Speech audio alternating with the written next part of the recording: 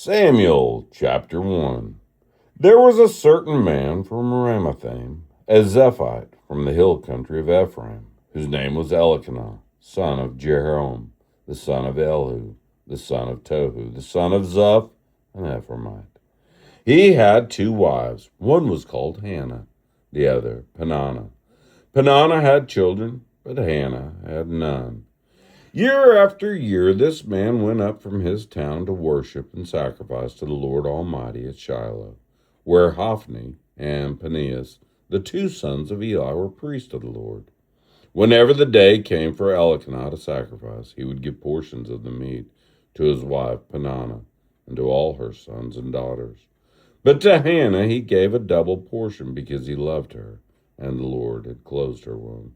And because the Lord had closed her womb, her rival kept provoking her in order to irritate her. This went on year after year.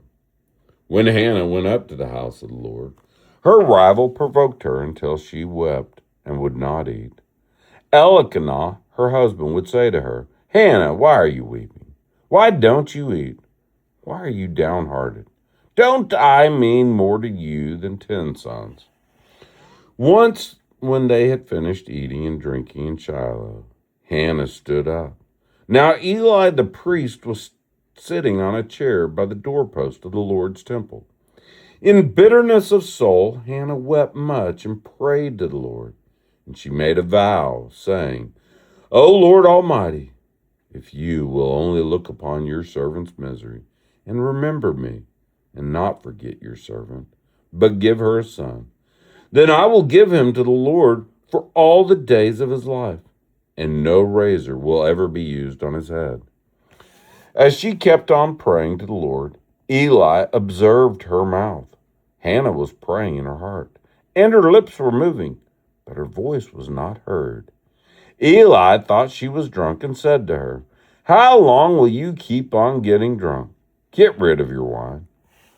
"Not so, my lord," Hannah replied. "I am a woman who is deeply troubled. I have not been drinking wine or beer. I was pouring out my soul to the Lord. Do not take your servant for a wicked woman. I have been praying here out of my great anguish and grief." Eli answered, "Go in peace, and may the God of Israel grant you what you have asked of him." She said, "May your servant find favor in your eyes." Then she went her way and ate something, and her face was no longer downcast. Early the next morning they arose and worshipped before the Lord, and then went back to their home at Ramah. Elkanah lay with Hannah his wife, and the Lord remembered her. So in the course of time Hannah conceived and gave birth to a son. She named him Samuel, saying, "Because I asked the Lord for him." When the man Elkanah went up with all his family to offer the annual sacrifice to the Lord and to fulfill his vow, Hannah did not go. She said to her husband, "After the boy is weaned, I will take him and present him before the Lord, and he will live there always." "Do what seems best to you," Elkanah, her husband, told her. Stay here until you have weaned him. Only may the Lord make good his word."